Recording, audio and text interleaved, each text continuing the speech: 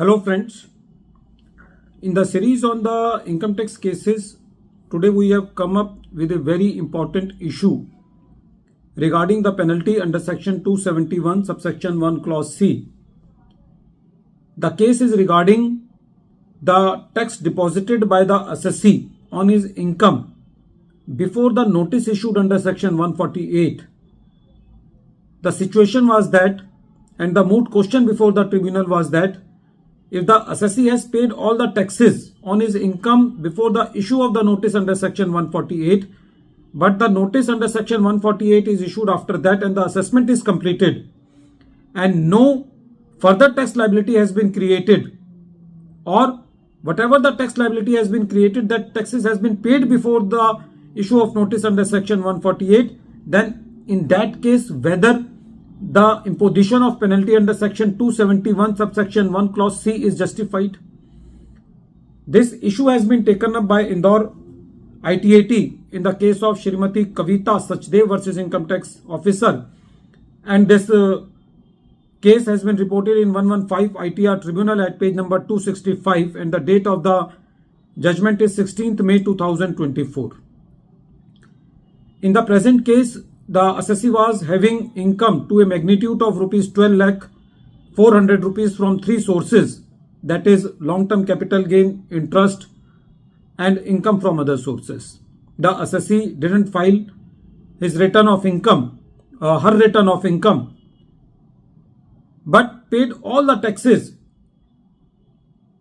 on two dates. The first tax was deposited on 29th July 2011 of an amount of rupees 2,02,083, and the second installment of a meager amount of 8310 was deposited on 19th June 2017. But all the taxes has been paid before the issue of notice under section 148 on 31st March 2018.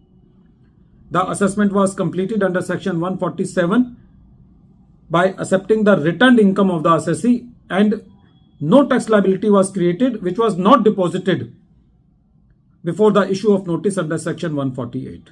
After the assessment was completed, the assessing officer imposed a penalty of 100% of an amount of rupees 2,10,000 on the assessee under section 271 subsection 1 clause C. The assessee pleaded that since the assessee has no tax dues before the issue of the notice under section 148, so the penalty is not justified.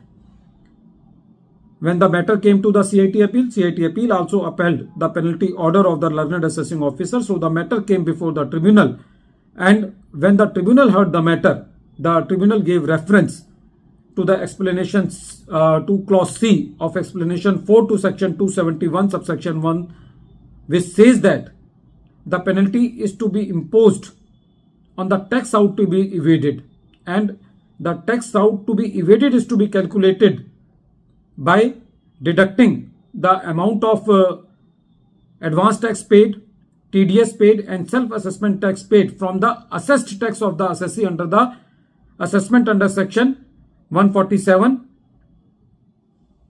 When the taxes has been paid before the issue of notice under section 148, then in that case the penalty under section 271 subsection 1 clause C is not justified, because the tax out to be evaded was nil in the present case. The tribunal further said that the revenue has acknowledged all the taxes paid by the assessee. There was no dispute that the taxes has been paid, and since the taxes out to be evaded was nil, so the penalty imposed by the learned assessing officer under section 271 subsection 1 clause C is not justified. Friends, this case is very useful because sometimes the situation arises when the assessee skipped the bus of submitting its return. So in that case, the return should be prepared by the assessee, all the taxes should be paid and should apply for the condonation. Even if the condonation will not be allowed, and if the assessee will be issued notice under section 148 in future, then in that circumstances, the great relief to the assessee will be that he will be able to save his penalty. At the end of this video, once again, I am repeating the name of the case. The name of the case is Shrimati Kavita Sachdev versus Income Tax Officer, and this case is reported in 115 ITR Tribunal at page number 265, and the matter has been decided by Honorable Indore ITAT on 16th May 2024. Thank you, friends.